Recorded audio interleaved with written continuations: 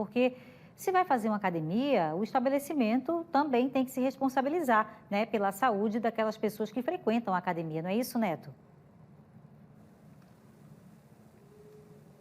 Olha, Bia, sem dúvidas, viu? E aquilo, direitos e deveres, assim como as academias, os centros de treinamento devem cumpri-los, nós, alunos, também. E aí existe uma lista, né, que os profissionais de educação física recomendam para o aluno, principalmente aquele que nunca apresentou nenhuma situação de treino predisposto, como, por exemplo, muita gente sedentária, né, que chega à academia até agora. Olha só, o Instituto Médico Legal, falando sobre esse caso que a gente acabou de ver na reportagem do Bruno Protásio, divulgou, inclusive, a causa da morte do Jefferson Giovanni Pereira dos Santos, de 38 anos. Segundo o próprio dado do IML, o laudo diz que ele foi vítima de morte clínica, vindo em óbito em consequência de um edema agudo de pulmão cardiogênico. O perito médico legista responsável explicou, inclusive, que esse edema é causado por uma doença cardíaca.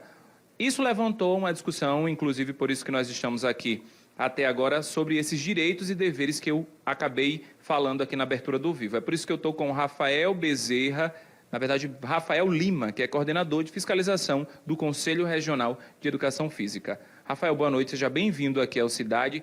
Começa falando para a gente, o que é que nós, alunos, devemos prestar atenção e que está dentro da legislação que as academias devem nos pedir? Boa noite a todos. A gente orienta, como conselho, que o aluno sempre procure um profissional da educação física, em primeiro lugar. E as academias precisam ter o registro para o funcionamento junto ao conselho também. Com essas documentações de funcionamento e com a presença de profissional, você tem um mínimo de garantia para que o estabelecimento possa funcionar. Além disso, o aluno, é necessário que seja feita a avaliação física por um profissional da educação física, né, e que as academias disponibilizem essa avaliação obrigatoriamente. Só que o aluno pode também solicitar uma avaliação física não pelo estabelecimento, mas assim como uma avaliação particular. E como é que fica a questão do início do treino? Ele só pode treinar via legislação se apresentar esses exames ou ele pode entrar e aguardar essa avaliação? Como é que é esse processo? O recomendado é que sempre que ele for treinar, ele já vá com um treino já de forma planilhada, já todo elaborado por um profissional de educação física.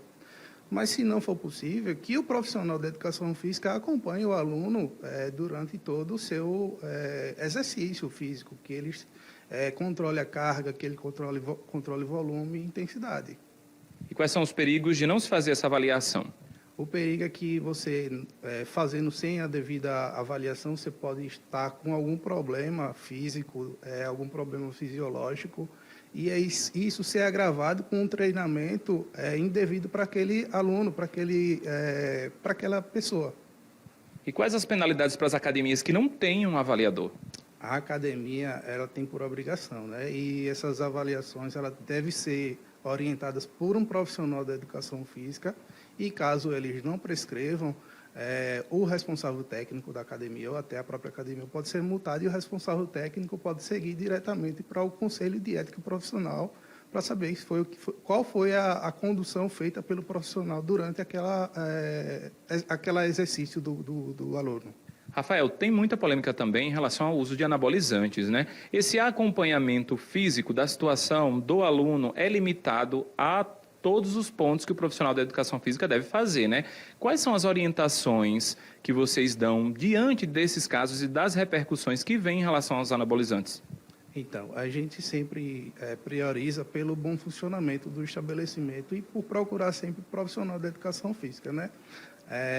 A parte de prescrição de anabolizantes, dessas drogas que são sintéticas, deve ser prescrita por profissional da área da medicina, porque ela pode ser acompanhada pelo profissional para que ele oriente da forma correta para que você vá usar aquela droga, aquele medicamento, na verdade, né?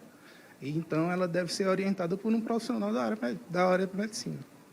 Muito obrigado pelas informações. Beatriz, está mais do que reforçado, né, a importância do acompanhamento por parte dos profissionais, tanto de educação física quanto de medicina, né? Cabe a nós, enquanto seres humanos responsáveis, entre aspas, nos policiar também e fazer ir em busca do diagnóstico do nosso corpo para fazer essas atividades. Volto para você. Claro, Neto, esses profissionais estão aí para isso, né? Para atender a população, tirar dúvidas, requisitar exames e indicar em cada caso o que a pessoa pode consumir para ter um desempenho melhor na sua atividade física.